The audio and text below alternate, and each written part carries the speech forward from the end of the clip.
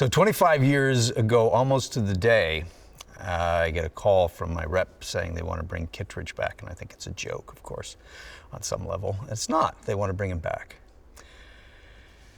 So what a thrill it is to dig around, find a character when you're in your 30s, and then get to go back and redevelop the character after so much apparent life experience and funnel that into the franchise. It's an absolute gift, especially with McHugh and Tom at the helm. So one of the great things about being offered a role in one of these productions is that the locations they shoot within are spectacular. Norway, Rome, Venice, London, which has been gorgeous as well. Kittredge was not involved in the Italian section of the shooting, but he was involved in the Norwegian section of the shooting, which was a thrill for me because years ago I learned to bring a companion with me when I go on location. The companion is a camera, and so that encourages me to look more closely at whatever environment I'm in, to try and be intimate with it through the lens. And Norway particularly has such a beautiful landscape to it. From Kittredge's perspective, the Ethan Hunt many years ago,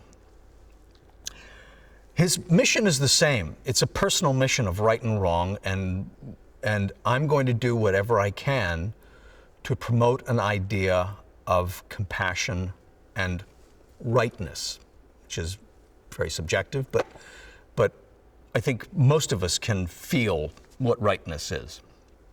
And so his mission at that point, either it was a calling or whatever, is very clear that anything and everything will be done before I pass away to have that in the library of human experience for Ethan, a young one.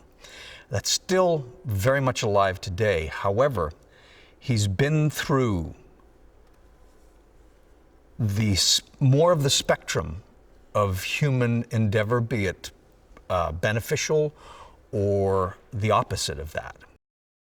McHugh and Tom are a very dynamic duo in that I find Tom to be super focused and capable. I mean, the stunt people that I've talked to who have worked with Tom will tell me that he is among the most intelligent actors they've ever met in terms of their body and how their body works and where it is at a certain time. And his focus on the elements that surround him and his ability to bring them in and focus them on the task at hand is extraordinary.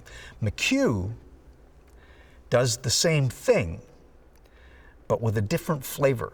McHugh seems to be able to look at the big picture, absorb what's coming at him in terms of the flavors, the set, the actors, what they're bringing to the scene in that particular take.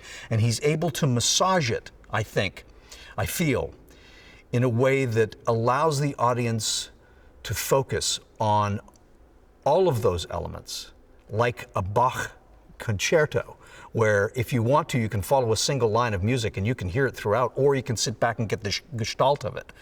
And McHugh does that beautifully, and Tom is the more focused element in that piece of music, I think. So they work beautifully in that regard.